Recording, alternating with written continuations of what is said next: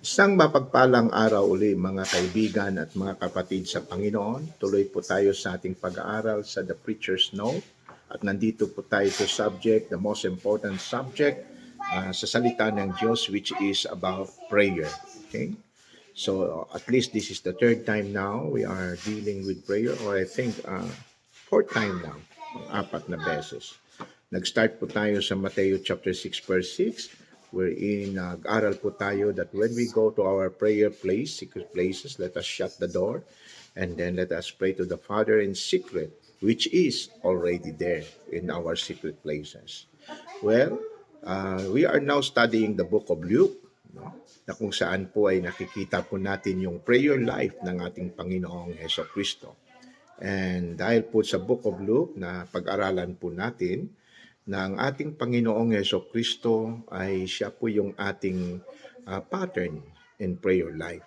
Kaya nga sabi nga sa 1 Peter chapter 2 verse 21 to 23 that we should follow His steps. No? So ang Panginoon siya po yung ating pattern.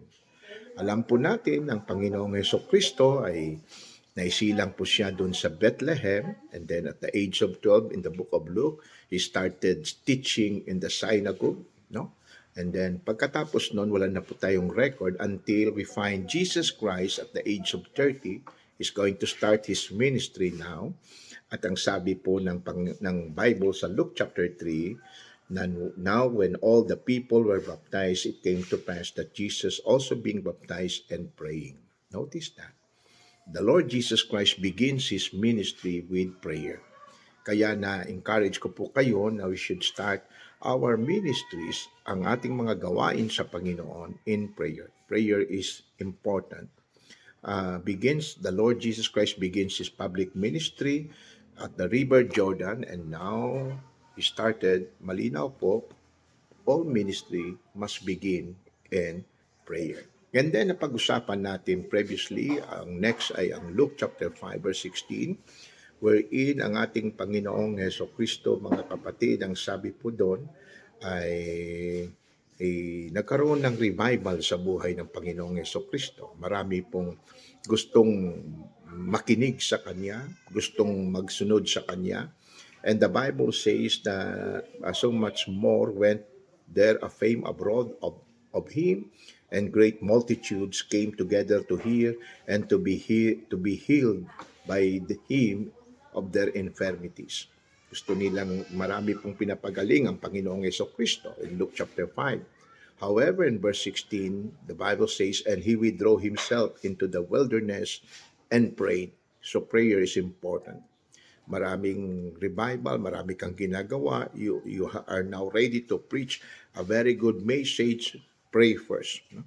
Iniwanan po ng Panginoong Jesucristo ang mga tao at He went and prayed her to have fellowship, and kinausap niya po yung tatay doon sa heaven.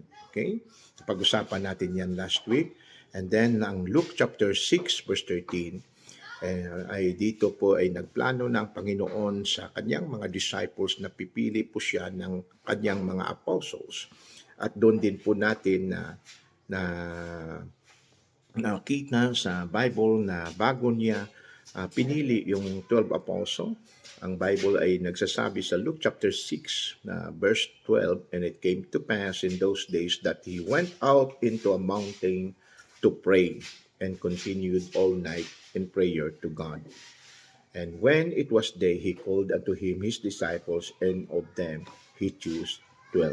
So malinaw po ang salita ng Diyos. The Lord Jesus Christ begins His ministry in prayer. In the midst of revival, sa gawain niya, he withdrew Himself sa mountain to pray. And then bago niya pinili yung 12 apostles niya, ay he prayed. So malinaw po na napaka-importante. Are you a praying believer, mga kapatid? Do you pray? Alam niyo po, ang prayer is not an obligation, it is a privilege.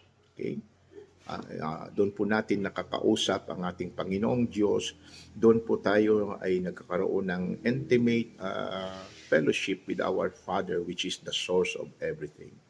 Now let us continue. Luke chapter 11 verse 1, the next passage.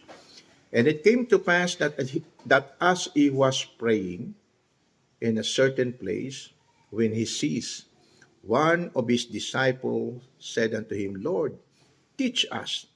Tingnan mo. Lord, teach us to pray. Turuan mo po kaming mag-pray. As John also taught his disciples. Alam niyo, nung lumapit po ang mga apostles, ang disciples para magpaturo sa Panginoon ng prayer, no? Alam niyo po, kailan po kaya magtatanong ang mga tao, Lord, Pastor, turuan mo po kami. Alam niyo kung kailan? When they see us praying. Do you know kung kailan magre-respond ang mga tao positively doon sa evangelistic meetings natin? When they see us praying. Alam mo kung kailan po sila magkaroon ng fruits o kaya magtanong ang mga kapatiran o kaya mga tao na nakikinig sa radio ministry natin? When we pray intimately. Pag tayo po'y nagsa-prayer. Alam mo kung kailan po maging fruitful ang ating soul winning? When believers will pray. Kaya napaka-importante po ng prayer. So, bago po tayo lumabas at gumawa ng mga gawain ng Panginoon, o kaya punta tayo sa trabaho natin, or we are starting our business, we should start it with prayer. Kung ang Panginoong Jesucristo is giving us an example, many example actually, na siya po'y a very prayerful Savior, we should do the same. Okay? Then Luke 22, tingnan natin, basahin natin Luke 22 verse 39. Ito pong pagkasabi. And he came out and went as he was wont to the Mount of Olives, and his disciples also followed him. And when he was at the place, he said unto them, Pray that you enter not into temptation.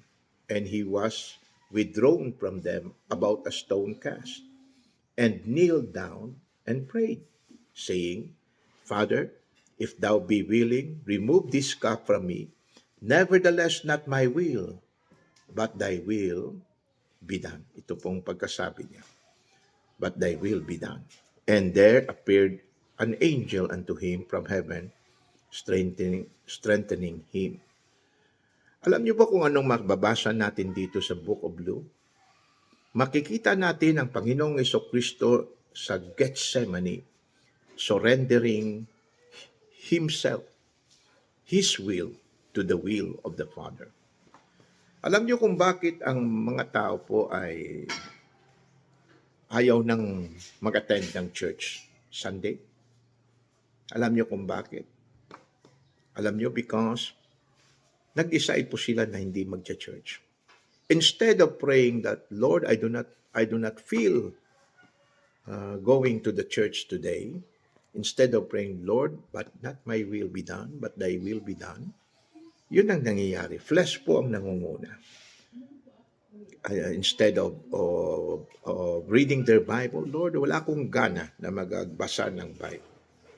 Instead of praying to God, Lord, wala po akong ganang magbasa ng Bible, but I will do so because it is not about my will. Not my will, Lord, but thy will be done. It is our surrender to God's will, mga kapatid. Kaya po maraming mga believers, they do not want to witness to the lost. It's not because they do not know how to witness to the lost. It is because their will is not surrendered to God's will. Yun po ang katotohanan. Nakakalungkot, mga kapatid. They do not want to serve God faithfully, not because they do not know how, but because they do not surrender their will to God. So, dito mababasa natin ang Panginoong Jesucristo, hindi niya will na inumin yung cup na yon, na kung saan ay is going to bear our sins on the cross, on Calvary. No? But rather, sabi niya, but Lord, it is not my will, Father. Thy will be done. Doon po yung settled. That was the settlement in prayer. Kailangan po malakas po tayo sa prayer life natin, kung hindi, matatalo po tayo ng ating mga flesh. On the cross, Jesus is praying to His Father. Tingnan niyo yung verse 34. Then said Jesus, Father, forgive them, for they know not what they do. Now, tingnan niyo mabuti. Are we following really the footstep of Jesus Christ? Huh? Where we must follow the footstep of our Lord Jesus Christ kung tayo po'y believer. At this moment, makikita natin ang Panginoong Jesus He was not treated well. Talagang nagtraidor po sa ang mga taong kanyang minahal. Mahal niya sila. Ang Panginoon, they love them. But instead, na ang Panginoon ay magsabi, Lord, kill them all, destroy them all. Alam niyo kung anong kanyang sinabi? Father, please forgive them. Why? Because this is not about our will. This is about the will of the Father. Thy will be done. God strengthened him out.